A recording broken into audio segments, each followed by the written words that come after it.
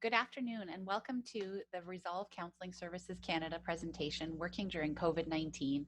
My name is Sarah Earle and I am the clinical team lead for Resolve Counseling Services Canada and for Family Services Employee Assistance Program. We've been providing support to the Kingston and surrounding community, and FSEAP has provided support across Canada for over 40 years. Lately, I've been called in to do a lot more helping businesses and helping different organizations get through working during COVID 19. My experience over the last 17 years has been as a psychotherapist and also working at the organizational level around psychological health with different organizations.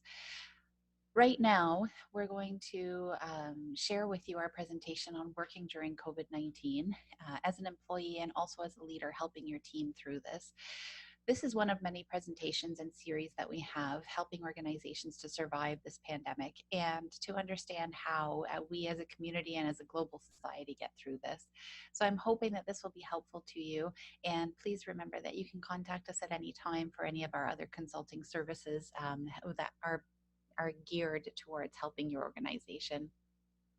So again, our presentation today is called Working During COVID-19, Supporting Employee Work and Life Balance. So I'm just going to remove some of the controls that might block any of the view that you have of me so that you can be sure to see the material. So what I want to start with is we will have a little bit of an introduction, and then we're going to talk about the Psychology 101 of change and transition. One thing that I've been finding through this process that people are struggling to understand is that the reactions that people are having during COVID-19 are very similar to reactions that we've had to any other disaster or problem or difficulty that we've had in our lives. It's not actually strange the way people are reacting, the continuum of reactions that we've been seeing. But what is strange is that it's due to a pandemic. That's not something that we're used to. So just kind of helping you to normalize this a little bit. We're going to talk about some tips for working during the pandemic, both from home and at work, and reintegrating. And we're also going to spend some time on self-care and resiliency. So please grab a nice hot cup of coffee or whatever makes you feel comfortable, kick back. And I'm hoping that this is going to give you some really good new information and also augment some of the things that you've already been doing. So let's talk about psychologically how humans handle change and transition, because there is, like I said, a very clear pattern that most humans follow when things are going the way they are right now.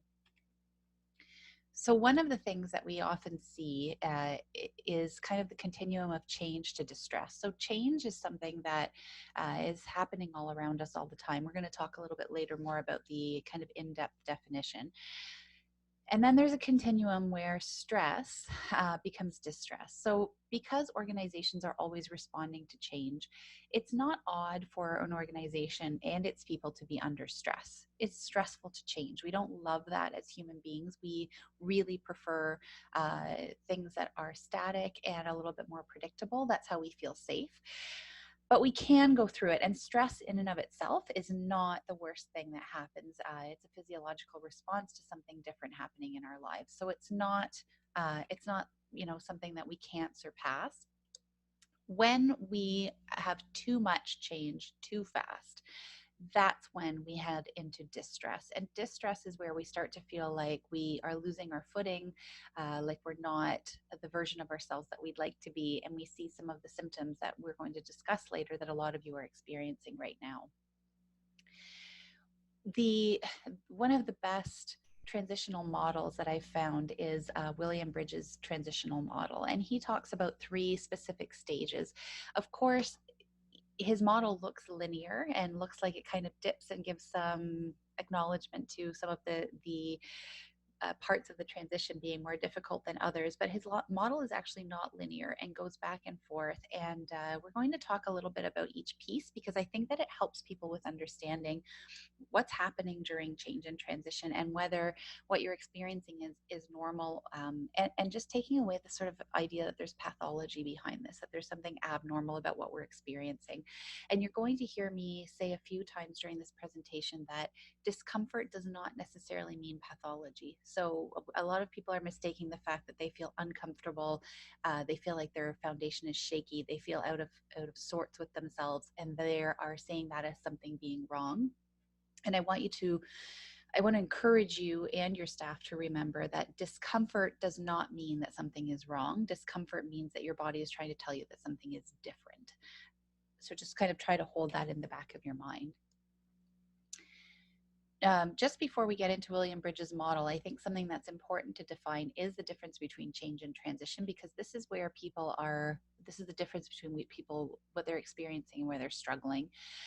So change is something that happens to us. It doesn't matter if we agree with it. It doesn't matter if we wanted it or not. It's something that happens as a byproduct of being in life. It's sort of it's something that happens, at points when we are having a baby, when we get married, when we buy a house, when we go through the loss of somebody close to us, when we go through a pandemic, right? Something in our society or our life shifts. And even if we don't agree with it, it's happening. And change can and often does happen very quickly. So whether or not we are a fan of the change, it often does happen quite quickly, and it's happening to us. Transition is what you're going through yourself and with a lot of your colleagues or teams that you might supervise. Transition is what happens in people's minds. So it's their process as they go through the change. And this process is very different for everybody. So if you've been hearing some people say that they are completely folding into, we need to wear face masks, we need to return to work, we're going to find a different way to do things. You have that all the way to people saying that the pandemic is a hoax and it doesn't really exist and it's a government ploy. All of those things are actually, they don't sound terribly normal, some of them, but all of those places of being on that continuum of transition is what we would normally expect. And transition occurs more slowly. So even though the change has happened and we want people to, I guess, transition or get used to it, transition doesn't happen that quickly. So we might want people to, we might be able to do some things really immediately. Like for those of you who've had to shift your work from a workspace to home or shift your work in some way, my guess is you probably had to do that like our organization did within the first 3 to 5 days to make sure that there was the least client disruption or disruption to the people that you work with and serve as possible. Just because we could do that fast, it doesn't mean that people are transitioning fast or going through this change quickly in terms of their own process. Those are two really important definitions, I think, just to keep in mind as you're managing staff. So as we go through William Bridges' model, this particular quote by Maya Angelou, I think, describes a lot of changes in our lives, but I think it describes the change we're going through quite well right now. And this is a quote about delighting in the beauty of the butterfly, but rarely admitting the changes it has gone through to achieve that beauty. So we're going to use a little bit of a metaphorical approach here with the William Bridges model, using the caterpillar, the cocoon, and the butterfly as a way to help you understand some of the psychology 101 of change and transition. So oddly enough, the first stage of William Bridges' model talks about ending, losing, and letting go. So ending and letting go is at the beginning of this model. So I want you to think about way back when COVID-19 started and the amount of times you probably said, this cannot be happening. Like this can't really be happening. So I remember coming into work after being out of the country on a trip and being sent home immediately because that was when the initial, 14-day mandatory quarantine happened. And while I was at home trying to transition to having a home practice as a psychotherapist and consultant, our physical location closed and the schools closed and all of those things happened. I'm sure all of you can even remember where you were when you learned about this because it's just shocking. And I don't know how many times that day and that week I said, like, they're not going to close the agencies. They're not going to close the schools. Like, this can't be happening. So this stage is often marked with resistance or emotional upheaval. That's a really clear and usual part of this stage. And because of that, we go through a lot of these particular feelings or symptoms. So if you look at the top right quadrant that says emotional, I have some of the really key emotional symptoms highlighted here, and they're in capitals. So a lot of people feel apprehension. I think a lot of people felt fear, like what's going to happen to our agency? What's going to happen to the way we do service? How are we going to meet the needs of our clients? And then people felt some irritability and anger. And I think as we've gone through this, I would have definitely capitalized depression, guilt, and fear and uncertainty, because I think that a lot of people have been feeling really depressed and anxious. And I think that all of those things would be normal, especially if you've had some level of anxiety and depression in the past. And this has definitely exacerbated that. It hasn't made it better. And then you can look at, the other quadrants that are in here. The other one, the bottom left, that talks about cognitive impact. So the cognitive impact that I've heard the most is memory loss. The close seconds are preoccupation with the incident, so preoccupation with what happened. So people watching way too much news, knowing way more than they actually need to know about the pandemic, and also people having a hard time with finishing something from start to finish. Excuse me. So for those of you who've had like a to-do list that you started with early in the day and then you couldn't finish it because of your mind was just absolutely preoccupied, a lot of people are having a hard time making decisions right now, both for physical and psychological reasons. So some people don't know, should they go back to work, should they stay on CERB because their workplace is unstable and uncertain, but they need to support their family. There's a lot of really scary things happening with that. So these just kind of give you an idea of where people are, and where these quadrants initially come from are the reaction to acute trauma. And so, what that tells us is that the global economy is really experiencing an acute trauma, and I believe that that's true. And so, when I was doing research particular to the pandemic, what kept coming up is all of the symptoms and all of the information that I usually do when I'm doing training with organizations around acute trauma and trauma debriefing after an acute incident. So it tells you where our brains are at in terms of reacting to this particular pandemic and to what we're going through right now, particularly. The next stage that we're going to talk about is called the neutral zone. So this is sort of the middle stage. Now, remembering that this is not a linear model. So what makes us go forwards and backwards? What makes us go forwards is when there's no new information. Basically, if, for example, right now it is August of 2020, what we're going through at this moment with a lot of organizations that we support is people looking at doing a reintegrating into work type of plan, right? And so at the moment in Ontario, our COVID cases thankfully are quite low, and they haven't been going up in a long time. And so we're in Kingston, anyways. We're in what's called stage 3, where there's actually restaurants opening and with with safety precautions. We just found out that elementary schools will be opening full time in the fall. So the neutral zone is really impacted, or rather this model is really impacted before we get to the neutral zone, by new information, right? So if you are a parent of a child that just found out that your kids are going back to school in September, you might actually go backwards a little bit to this ending, losing, and letting go stage, because you probably found, even though it's not ideal, you've probably found some way to be at home and keep your kids safe, and found some kind of balance with work, and now people are being shifted back. So it's letting go of that safety that you've had, that sort of uber ability to protect your kids, because now we're transitioning backwards. So if none of that happens and everybody just sort of stays working from home for a little while, and this is where we were, I would say, a couple of weeks ago, and probably for the last few months. So the first month was a lot of losing and letting go. The last couple of weeks, or last couple of months rather, has been this sort of vacuum of like, okay, people are getting used to being in what they're in. So if you've been working at work, you're used to working in a depleted environment with not a lot of people, and implementing a lot of safety measures like masks and sanitization protocols and all of that kind of stuff. If you're working at home, you've got your tech set up. If you're like me, you boosted your internet signal and your cell phone service to make sure that you can communicate with the outside world in a way that's predictable and solid. So you've done all of that. So this neutral zone really represents the period between what was and what will be. So before we had any answers about what's going to happen in the fall, before our organization started to come up with potential staged reentry plans or protocols, this is where a lot of us were. And I would say July was characterized or categorized by feelings of emptiness and disorientation. So people saying, okay, now I get it and I'm so over it. I've heard that so many times. Like, I'm just over the pandemic. Like, I understand how to live like this. I understand how to go grocery shopping now. I understand how many people can be on my deck having a glass of wine with me. And I'm just done. Like, I don't want to live like this anymore.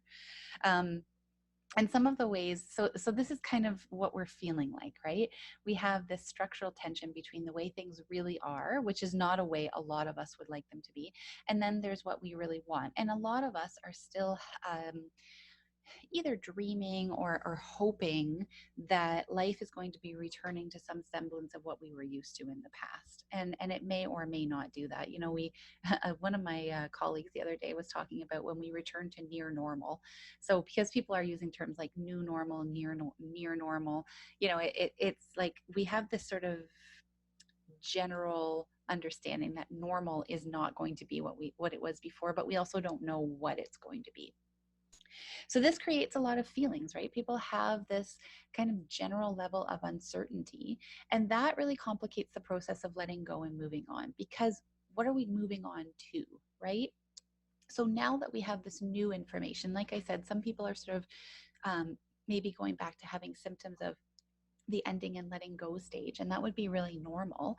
But we still don't know, like, even though we have a few plans in place, and some of our organizations are making plans for reentry, or some of you already have done reentry, we don't actually know what that's going to look like, because we need time, and we have this really big force, this illness that's super out of all of our control. So we don't know what school is going to look like. There's this, horrible, like, hovering beast of a thing called the second wave that's kind of, hanging above a lot of us. And we don't know how our kids are going to do. We don't know how our organizations are going to do going into the fall, which is usually like a, bacteria and illness kind of time of year. So we have this huge uncertainty, and uncertainty leads to fear, to apprehension, to irritability, and to anxiety. So you're probably seeing a lot of those things. The other thing that we're seeing, though, a lot of in the neutral zone is innovation and creativity. For those of you who are watching this, I doubt that there is any of you who haven't been called to or invited into a place of innovation and creativity in the last 4 months. I think all of us, whether we wanted to or not, is a whole other presentation. But I think all of us have had to figure things out, right? We have a job to do, and I obviously work in the social service sphere, and we help a lot of organizations who are in that area. A lot of us have a job to do, and we just had to figure out a way to do it. Whether or not we were comfortable has come secondarily, right? So while we're experiencing anxiety and skepticism, irritability, uncertainty, we're also experiencing one of the most innovative and creative times of our lives. A lot of us have had to figure out what our kids can do while we're working, how to look after, elderly or more vulnerable populations, or those who are immunocompromised. We've had to be extremely innovative and creative.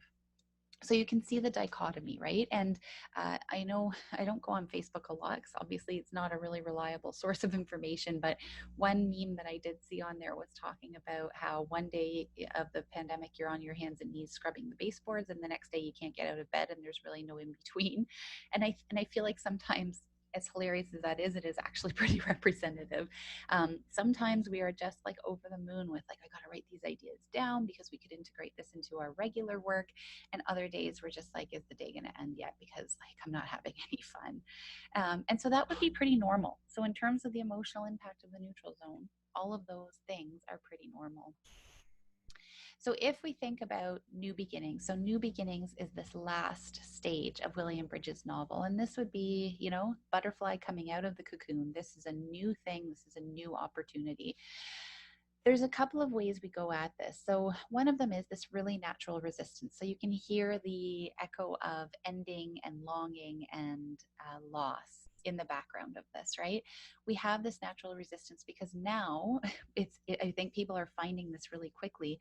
We're not going back to something old that we recognize. We're now recreating something new in our old environment again.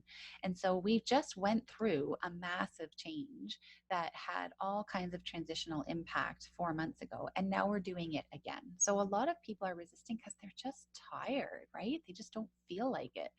And we have to leave a lot of old ways behind. And whether or not you were really married to the old ways, at the very least, they were familiar. So it's very hard to leave things behind that are familiar. And so some of the obstacles that we see because of all of this, one of them is a fear or inability to let go. So sometimes this comes from just kind of the zone of tolerance that we're in. Like, how much more can we possibly manage? And I think that's where we are, a lot of us are getting to. When we say inability to let go of the old, it's just we're tired. We're just tired. We are also having a hard time with the lack of patience with our mistakes. This morning, I was grocery shopping with my kids, and I went down an aisle the wrong way again, and it had, has the arrows, and for some reason, arrows and I just don't seem to get along during this COVID pandemic. But I was just like, okay, mommy went down the wrong way again, and I'm just noticing my dialogue. That's a kind of minor example, but I'm just noticing my dialogue. I'm just tired of not being able to conform to what needs to be conformed to, and so we have some lack of patience with ourselves, and that doesn't help, right? It's sort of like, it's amazing, that's this whole thing where when you berate yourself, you don't actually get better at what you want to get better at. It's kind of funny. There's also this piece around unwillingness to learn new skills. So for those of you who are close to retirement, facing it down in the next 2 to 5 years, or for those of you who are just have learned so many new skills, like you've been a homeschooler and you've been working from home and you've been all sorts of things to all sorts of people. Some people are just like, I don't have the brain space for this, and unfortunately that's coinciding with this reality where there's a lot of new skills to be learned. We kind of have to learn new skills in order to survive going forward. So those are some of the obstacles, but some of the great things. So some of the emotional impact, you're going to notice that much like the neutral zone, there's a huge variety, there's a huge range, right? So some people have skepticism, and skepticism, by the way, is a very practical, natural way to come at a new situation. So if you're skeptical, what it says is that your brain is telling you to think critically.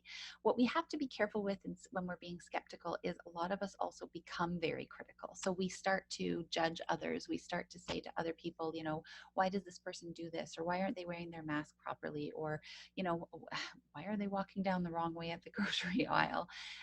But skepticism can lead us down a little bit of a path of negativity sometimes. Skepticism in and of itself is a great survival skill. Being skeptical helps to keep us alert and looking for explanations, which is a good thing. So just sort of being aware of that. We also, though, can really, in this emotional impact piece, fold into this idea of acceptance that things are going to be different. So let's figure out how we're going to navigate them. And again, that's going to really depend on the day for a lot of us. Um, the importance piece here is this really unique opportunity that new beginnings offer us. So if you think about, let's put the pandemic over to your right for a second. If you think about other transitions that you've gone through in your life, so having a child, getting married, whatever it is, it's really forced you to think about what's really, really important to you, right? When you pack up a house because you're moving, this is a huge one, right? We're moving to a new beginning. What we start to do when we pack things, how important is this? Is it really important enough to pack, or is it time to donate it? That's exactly what we're doing right now. So we're thinking about how important were some of the older things we were doing. In our agency, one of the classic things was that we never took client files home because we had concerns about whether they would be safe. Well, we had to, because we had to continue client service, and we've just made sure people have places to lock them up, and that we have encrypted computer access. And so the things that we really held as an ideal have actually stopped us from offering a variety of services in some ways, and we've adapted to that. So it makes you really question that. I personally believe that's really sometimes a hidden gift of new beginnings, is that you get to do that sort of moral or importance based review. We also get a lot of hope and enthusiasm. There's a lot of ways that we have provided service over the last few months that make me feel really hopeful. We've provided service to new moms, to people who live at quite a distance. We've been able to, like, I have clients right now that are all over Ontario, because I've been offering virtual counseling, and so it's been really interesting to be able to see that, and I'm hopeful about how we can remove some of the barriers for clients. So if you look back at that on the day that you're scrubbing the baseboards and having a hopeful day, not the day that you don't want to get out of bed, if you look back at that, then you start to realize that there is actually hope for things to be better. It's just that it's a real realignment. It's a real kind of changing how we understand and look at this new beginning stuff. So I'd like to take a little bit of time to talk about some of the stressors that are specific to COVID-19. Some of these are going to be fairly intuitive, but I do think that there is some real use in reviewing them, only because I think it's really important to define, like, what exactly are we talking about? You know, when we talk about our employees are stressed, our clients are stressed, our world is stressed. What is the stress? You know, what is causing all of that? So I would like to spend a little bit of time on that. Um, so one of the things that we found that a lot of people are struggling with is that risk of illness, right? People are worried. They're worried about risk of illness to themselves, but more and more what I hear is risk of service to others we care about. So either those we serve who might be immunocompromised, who might be in an elderly category or a category of risk, to a neighbor, to a child. That's what people worry about the most. Going to the grocery store and bringing COVID-19 home to our kids. That's what people are worried about. Threats to our financial security have been so up and down. So I think there's almost nobody who hasn't been touched in some way by that, and so that also brings about, it's almost like a survivor guilt, right? Because if you've watched your neighbor go through periods of not being able to pay their mortgage, or a friend lose their job, or all of those pieces, and you're thinking, well, I still have my job, like I'm still really fortunate, and then feeling guilty about that. A lot of people have been going through that. We've talked about the uncertain and unpredictable nature of the situation. These next three have been causing excessive amounts of stress, especially for those people that are working from home. So the loss of our regular routines, right? Whether or not we like getting up, getting in the car and going to work, that's a routine. And it's something that, because it's a routine and because our brain thrives on routines and actually makes neural pathways based on routines, we have a really hard time when those routines are being taken away. So when we don't get in the car and drive to work, our brain is thrown right off, right? And our brain is saying, like, you're supposed to be at work right now. Why are you doing worky stuff at home in our environment that's not supposed to be worky? So that can be very tough. The balancing work and family thing has been very tough as well. So people are having a hard time with, how do you homeschool your kids? How do you make sure that you are doing a good job at work? How do you make sure that your kids are safe all day when you can't necessarily pay attention to them? And what that's resulted in is a lot of people saying that they feel like they're failing at everything. Like they feel like they're not doing any area of their life really, really well. The loss of our social connections is something that I think everybody's suffering from to a degree. I almost feel like we are like the walking wounded with that, because we're all trying to figure out what the recommendations from the government mean about how much more can we be doing with our social connections. At my house last weekend, we just had a baby shower for one of my friends. There was 10 of us. We were 6 feet apart. We measured. But it was just like, it was fun, but it just takes so much brain power to even get to the opening of the event, right? So I think a lot of us are just struggling with that. And then it turns out that some of us had problems before COVID. I know it's a crazy idea, but some of us actually had other stuff going on in our lives, like these like pre-existing stressors, which are a real pain. And so that's something that we're now having to go back to, right? And we have a lot more pre-existing stressors now. For those of us who had our mortgage deferred, or who have to pay back certain parts of their CERB or certain parts of grants that they've received, this is now like just another level of stress. We found that a lot of clients are not comfortable with working remotely with a counselor, which is a very understandable thing. But now they're finding that there's been a buildup that's sort of pouring out the other end of this. So that's kind of in a nutshell what a lot of people are experiencing in general. And this is taken from the Waterloo CBT clinic that's done a lot of research on this stuff. So in general, that's what people are experiencing. Specific to home, though, or sorry, specific to working outside of home, this is a lot of what people are going through. And you're going to notice this. So, as leaders watching this, you're going to notice this as people get back to work. They're going to have a hard time with some of this stuff. Some people won't. Some people will jump in and get used to it, and it'll be fine. A lot of people who have been isolated by and large throughout this whole time and are sort of emerging from that isolation will struggle more than the people who aren't. So if you've had people that have gone in sporadically into the office as your own safety and sanitization protocols have emerged, and they've gotten used to it, they may not like it, but they won't have the same level of anxiety as somebody who still hasn't gone to a grocery store. And you are going to get staff and employees and colleagues who are, again, right along the continuum, because continuums are really normal to human behavior.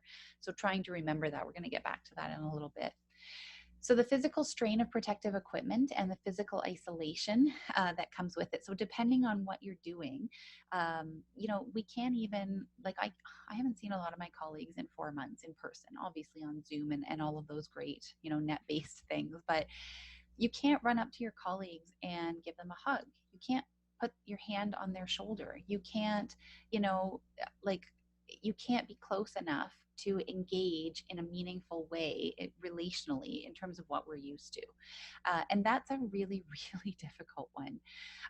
We're also working in this environment of constant awareness and vigilance. So, I feel like I spent a lot of time working with people who have some level of obsessive compulsive disorder and talking to them about how those symptoms have negatively impacted their life. And now we're almost telling people to be in a semi-neurotic state of awareness all the time, to make sure that they're following procedures, that they remembered every doorknob that they touched and every railing that they might have run their fingers along and every tap that they turned on in the bathroom. And this is not a normal way of interacting with the world. It's normal given our situation. But I think it's really, and especially as leaders, it's really important to remember that the procedures that we're asking people to follow that must be followed are abnormal procedures. In a normal, healthy society, this is not how we relate to each other. And so people are going to have a really hard time making that jump and making that leap, and what they need is just a lot of compassion and understanding. And that's, I think, the last piece here is the lack of thorough understanding. So a lot of people have varied degrees of information about COVID-19. They don't have 100% understanding of how it spreads. Some people say it's airborne, some people say it's tactile. A lot of people don't have really, really good information.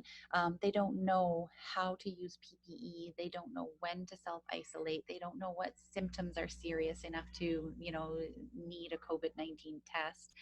And so a lack of thorough understanding causes a lot of stressors. The number one thing that you can do as leaders and colleagues is know where to find really good information and encourage your colleagues to go and find it. So meet skepticism and criticism and all of those, like, rumor-based kind of things with good information, because that's going to really help that person in the long run. And it helps your organization in general work together and be together through this. There's a real huge social responsibility piece to this virus right now. Nobody knows anything different than anybody else. It's not like, management teams have been given the special booklet on this and everybody else didn't. Everybody can watch the prime minister's update. Everybody can watch the premier's update, and everybody's getting the same, continuum or level of information. So it's not like managers are doing things to be sneaky, although some people will think that. It's just that we're all doing the best with the information we have. The more we work together, the better information, the more that we kind of fortify the level of information that we have. One of the things that I think is probably upcoming for a lot of us as we come together more and more is the common flu and cold symptoms being mistaken for COVID-19. Bless you if you're the first one at work that gets sick this fall, because I think there's going to be mass panic about that. And so understanding when that happens, because it will, because we've all been in a bubble for the last 4 months, somebody's going to get sick. So understanding when that happens, how are you going to manage it? The other piece is, public health priorities versus the needs of clients. So a lot of organizations that we work with, like I said, are social service organizations. We work with children's aid societies, youth justice, homeless and emergency shelters. So public health is saying we need to keep 6 feet of distance, we need to have PPE, we need to be down to half capacity. But then we have these emergency clients that don't engage, a lot of them virtually. They can't follow the recommendations that have been put in place for a variety of reasons. And they are the ones that need service the most. So then what do you do, right? So that's a really big one that people are contending with is continuing their daily workload demands, continuing to provide service in a way that's ethical to the clients and to the people that we work with, while also having all of these recommendations that tell us we can't do things the way we know works, which is very difficult. And then we have these childcare concerns, right? So right now, with the just like fresh off the press recommendations about going back to school, what a lot of staff are starting to ask us, and I think we'll be asking you as leaders and colleagues is, if I don't feel comfortable sending my kids back, what then? Do I lose my job if I decide to stay home with them or take time off? And what happens if my kids go back to school and they're the first ones who get sick? How are we going to navigate that? So childcare concerns, as well as your child being a carrier of COVID to a vulnerable family member, these are the kinds of stressors that people are dealing with. So I think one thing that is really important as we're going through this is that we kind of remember when people are skeptical or critical or saying things about, and often this comes out at management, right? When people are saying things like, why didn't managers think about this? Or that person gets way too close to my desk, or I can't believe that person touched my shoulder, whatever it is. I think what's really important and difficult right now, because we're all kind of a little bit burned out, is remembering that compassion is going to win the day at the moment. Nobody, or very few people, very few people are doing this because they're mean people who want to make people's lives difficult. People aren't really trying to be difficult at the moment. People are trying to survive, and they're scared. And when you hear skepticism and criticism, there is almost always a base of apprehension, fear, or irritability under that. So always just keeping that in mind, because I think when we remember that people aren't against us, we also tend to be a little bit more naturally compassionate. So the last piece, or last couple of pieces that I want to talk about, are tips for working during COVID.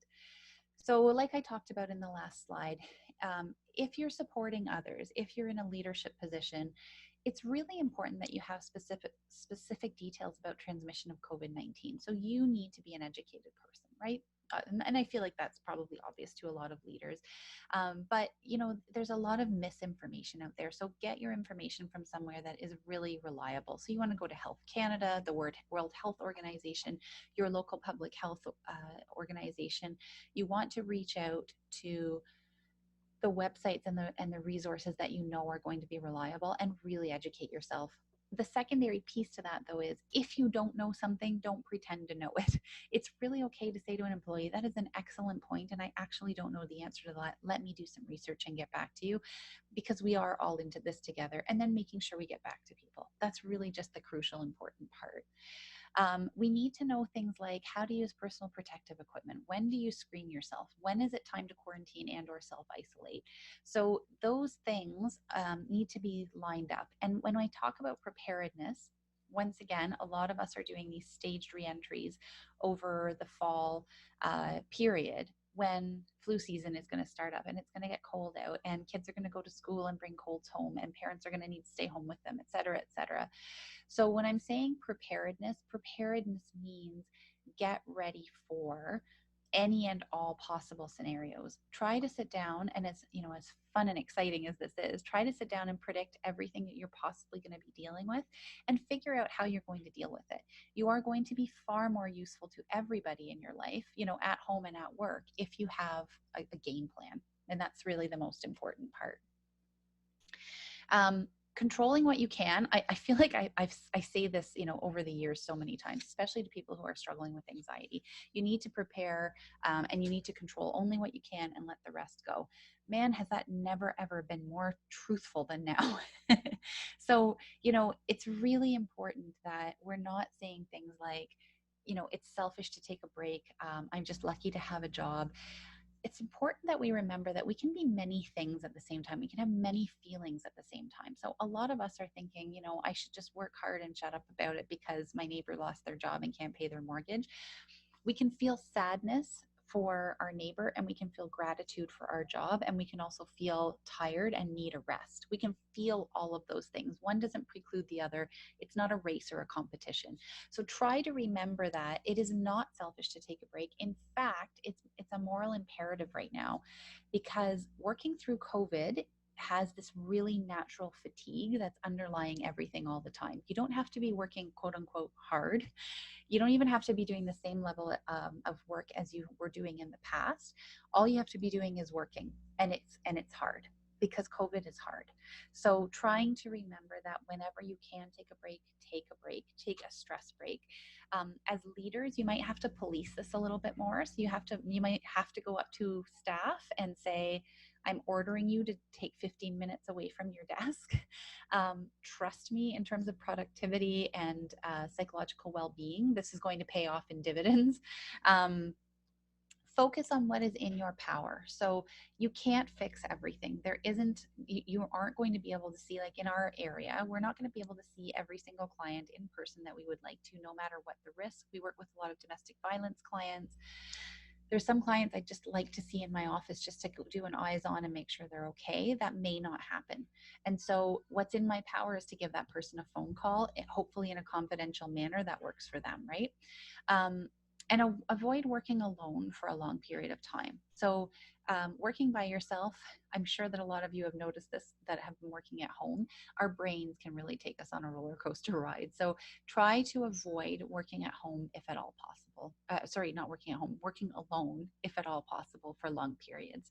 Sometimes you can't avoid it, but that might even be, take a break and go for a walk with your dog or your child or your partner, call up a friend, whatever it is, but try to break any lengthy alone periods.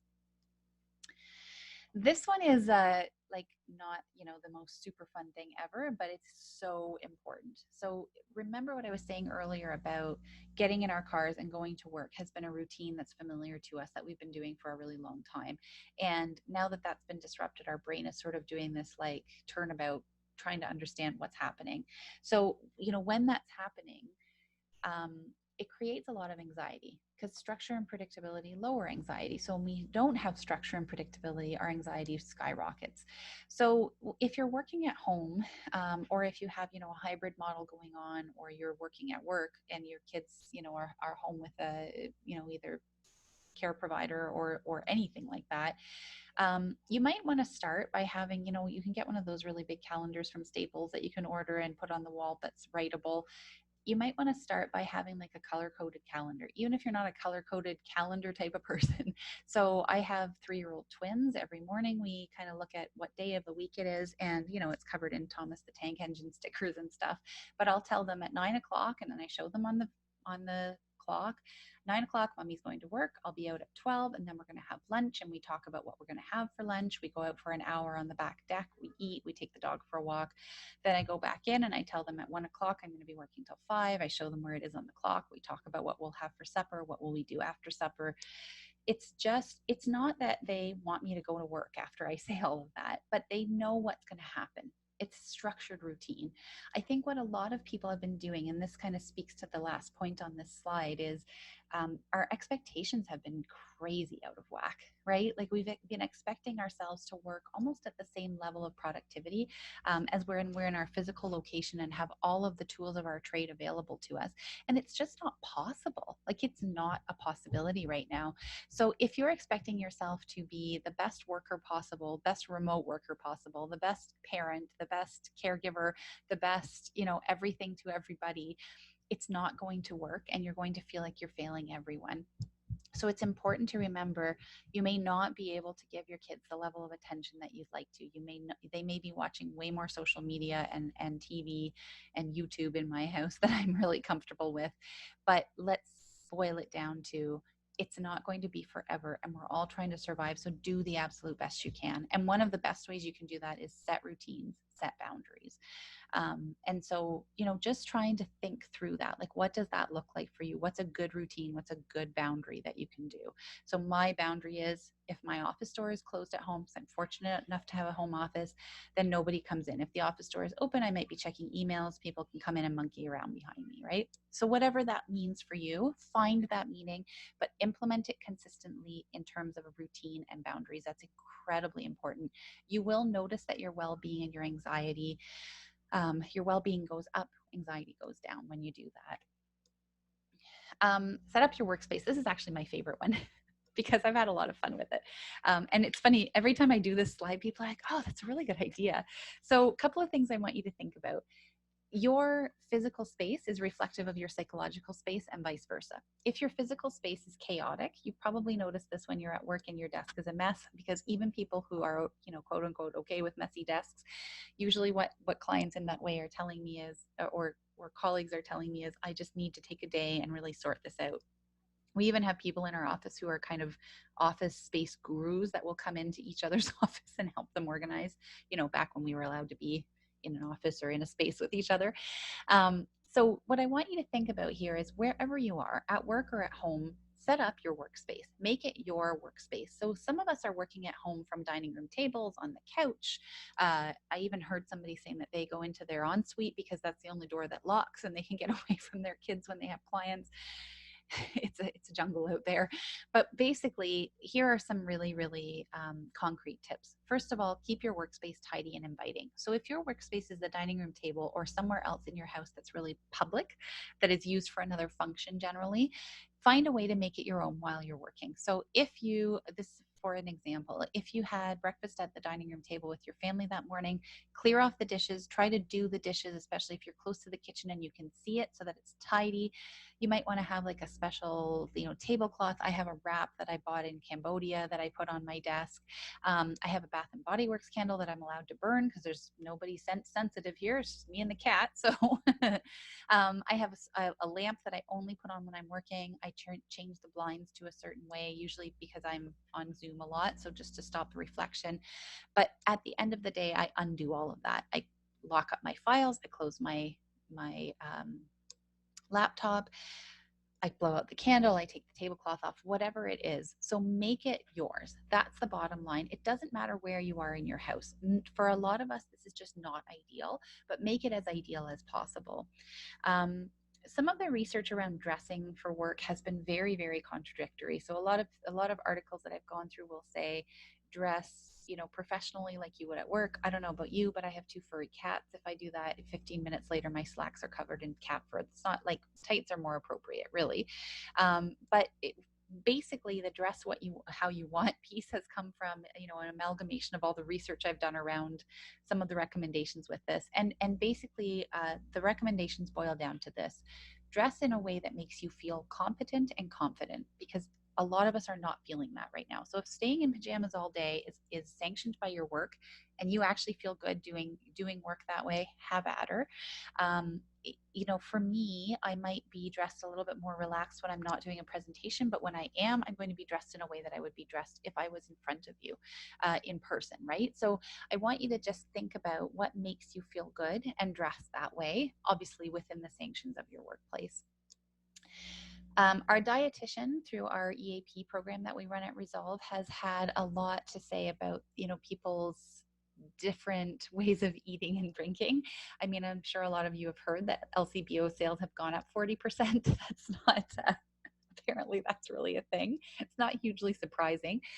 What our dietitian is saying is that if you plan out what you're going to have for lunch or snacks during your workday, so if you pick a part of your fridge that you actually make a sandwich or soup or chili or whatever it is, put that there, put all your snacks there, and they're healthy, good choice, intentionally chosen snacks. When you get hungry, you're more likely to go for that and eat well than if you're just kind of grabbing something on the fly while you're trying to, like I am, control 2 3-year-olds at lunch, et cetera, et cetera. So I just want you to kind of think about, is there more intentionality you can put towards that part of your life? And that goes with setting up your workspace as well. I kind of mentioned this earlier. A lot of people have been doing an overexposure to news. You have to be really careful with that. So the rule around this, that the general recommendation by the World Health Organization is limit your intake to 30 minutes of good quality, reliable news. A lot of people have tried to mitigate their fear by watching news a lot and saying, like, I'm afraid I'm going to miss something. You won't, because you can't get away from it. But it actually makes the fear worse, because the more you hear, the more you're exposed to, the more your brain tells you that the world is a bad place and we're going to self-combust and things aren't going well. So, I have my 30 minutes are, CBC News, 2 15-minute bites a day. That's what I watch. And I occasionally have to do a little bit more research because something's shifted and I need to find out how our workplace is going to pivot or orient itself to that. So I'll hop on the Health Canada website, for example, and see what the recommendations are. remember to watch other things too. Watch stupid stuff on Netflix. It's really important right now, because you have to balance it out, right? Like it's sort of like that old adage, you can't cry all the time. Well, you can. It's just not like a really, really good idea. And what ends up happening is that instead of focusing on current problems, you're focusing on potential problems. Like, what if I get sick? What if others are doing a better job than I am? I hear this all the time. So and so has really adjusted to working from home so much better, or so and so's child turns in so many amazing assignments all the time. And that's a potential problem, and that's not something that need concern you right now. We have enough to worry about in terms of real problems. So again, you're really focusing. This piece has to do with, sorry, this piece about limiting yourself to news has to do with this piece about current problems. I need to keep my kids occupied. I need to know what I need to know. So distinguishing between current and potential problems is crucial. And then connection is key. So I think a lot of us have learned this already. But the two biggest things I think that I really want to talk about here are planning for regular check-ins with colleagues, friends, family, whoever are your people. The other one is getting ideas from colleagues. I think a lot of us think, going back to this previous slide, what if others are doing a better job than I am?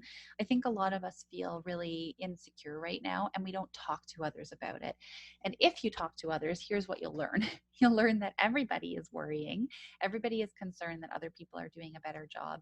And a lot of people aren't reaching out because they're worried about what others are going to think about their capacity and their ability. We are really all in this together. This has never been a more truer statement. Like globally, we are all in the same boat of worrying right now, and dealing with this pandemic. So I think, keeping ourselves isolated when we've already had to self isolate is not a good idea. That's not a healthy idea. So reach out and be vulnerable. That's actually more helpful to everybody, than keeping it in and trying to be perfect. If you can't be imperfect during a pandemic, like when's the time, right? So finally, what I want to talk to you a little bit about in just the last 10 or 15 minutes of today is self-care and resiliency. This is something that I think is more important now than ever. And I don't think people recognize how much we have naturally occurring resiliency that is going to get us through this. So when we talk about, actually just going back to this, when we talk about emotional resiliency is boiled down to its kind of bare bones, is really just the ability to adapt to stressful or challenging situations. So it's people's abilities to kind of like bounce back, right? So the people that are able to come back from something difficult without damage to their health. So here's the good news. Because we have experienced stress throughout our lives, all of us have been through something epic that we have had to survive. We all have had a good go at this, and we all have some resiliency features and factors that are part of our personality already developed. I think that the problem right now is that we forget that, right? So, like I mentioned earlier, I have 3-year-old twins. I remember the first 6 months with them vaguely, but I remember thinking, I'm not going to make it through the next 5 minutes sometimes. And here I am sitting and telling you that they're 3, right? A lot of you have those stories. A lot of you have stories of, either getting a degree or surviving a crisis in your family or surviving an illness, or like the list goes on and on and on if you reach back into your past. And those things, those opportunities, have already created a really solid foundation for how you're going to get through this. So when you're asking yourself, am I going to get through this? It's not am I, it's I am, and here's how. But we have to remember that resiliency piece. That's really crucial. So, how do we build resiliency? One of the ways to build resiliency is, like I talked about, look for opportunities. So, gratitude and resiliency are highly correlated. So, gratitude positively influences mental health. It makes us recognize, because right now we're really focused on some of the really negative, awful things in our life. So, gratitude makes us focus on some of the other pieces as well. And what it also does is it helps us just be playful a little bit with life and recognize that there are kind of nice things in life. Um, recognizing, sorry, let me just go back here. Recognizing, like I said, from life lessons, like pulling from your past and recognizing that we've gotten through a lot of things, some of them worse than what you're going through with the pandemic. Not because they're worse than the pandemic, but sometimes it's like some of you have suffered more in the past than you are now. So, just remembering that, let's put this in perspective in terms of what we've already survived. Couple of things that are really, again, correlated with high resiliency and therefore positive mental health. Plan for what you're going to do when this is over. So, when we talk about this passes, it's going to be like the new near normal, if you can say that 5 times fast. A lot of people are putting their own goals and their own hopes on hold, and that's not a really, really good idea. Obviously, you want to have this idea in the back of your mind about what's realistically going to happen, but that doesn't mean that you don't plan for it. So, my husband and I have our 10-year anniversary in 2 years. We'd really like to go to Greece. Yeah, I don't know if there's going to be a plane going to Greece in 2 years or not, but we keep looking at brochures and we keep looking at hotels and look at how beautiful this is. And, because it's important to do that. Like, it's important to be in that place where you actually are. It's sort of a way of surpassing COVID-19 in your mind. It's you saying, this is not going to take me down. I am going to have a life after this. And that breeds hope and, again, positive mental health. And then helping a friend or neighbor. I'm sure every single one of you has some story about how you've gone to Costco for a friend that didn't want to leave the house, or a neighbor that was immunocompromised, and how you've, made sure that you text somebody that you're a little bit worried about. That friend that we all have that's a little bit more anxious about this, or a little bit more scared because of it. So helping a friend or neighbor doesn't have to be epic. It can be really something like sending a text to a different friend every morning to say, I've been thinking about you. I love you. I just want you to know that. These are all ways that we're going to surpass COVID and look after ourselves and build our own resiliency, because COVID can't take these things away from us. And when we talk about gratitude, you've probably heard about gratitude journals. So this is where at the beginning of or end of the day, you pick 3 things that you're really grateful for and you write it in a journal. There's also gratitude jars. This is one of my favorites. So if you're having a good day and you have some things that are happening that you're just like, this is so awesome, you write it on a little strip of paper, rip it off, and stick it in a jar. And then it's there for you when you have a really bad day, so that you can go to the jar and open it and take some things out and remind yourself that this was a day that's happened and it's going to happen again. So this is the opportunities piece. One of the other things that a lot of us have been struggling with, and I know I have for sure, is moving your body. So I have aches and pains in my hips and joint areas that weren't there before COVID. Now, I also have 19 pounds that wasn't there before COVID. I think a lot of you have that story right now.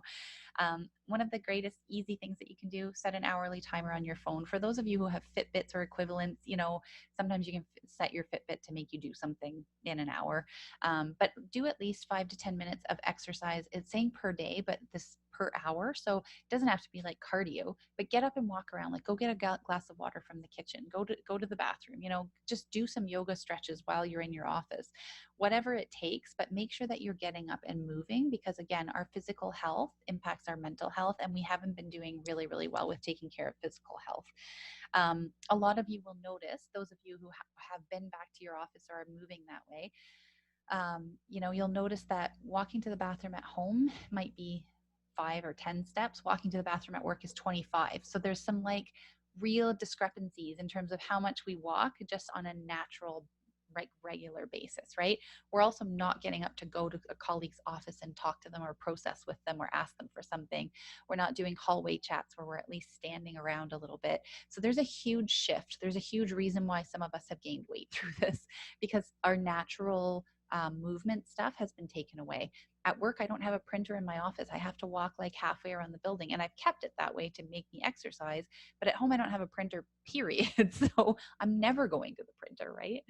Um, and then schedule time to play. So a lot of us are scheduling, going back to bringing kind of a routine based atmosphere into your life. A lot of us are scheduling our kids and scheduling our phone calls and scheduling our Zoom meetings and scheduling Zoom webinars that you're going to do with this chick from Resolve about how to survive COVID. Remember to schedule fun.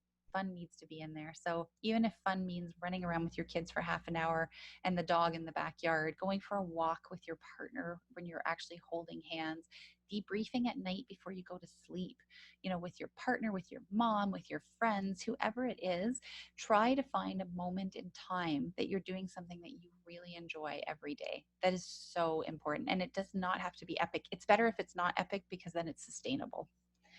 And then the opposite of moving your body, bring some calm into your life. So I want to jump to my last point here. Do the things that worked in the past. If you wanted to pick up mindfulness and yoga and you feel like you have brain space for a new skill, have at her. but it would be far better, and it's a, you know, clinically more sustainable if you pick something up that's worked before. So I used to have a pretty good yoga practice that I gave up because I just had so much going on over the last 4 months, but I know exactly where my yoga mat is, and I know which, you know, video I want to watch to do it. So it's highly more likely that I'm going to engage in that, and my body is going to remember that than doing something really new. So relax your body. The other piece that's on here that is a real contributor to positive mental health and also resiliency is pleasure and accomplishment. So do something that you've been putting off. You know, if you are somebody who likes to hang pictures and get them done and be able to step back and look at that wall and say, wow, I did that. If you're somebody who's been wanting to build a bird feeder, you know, if you're somebody who has been wanting to paint a room in your house, whatever it is, small or large, pick something that you can do, finish, and then step back and admire it. You know, that kind of swell of happiness, those lovely endorphins being released, and pleasure and accomplishment leads to resiliency. So that will buffer us for the next time when we don't feel like that.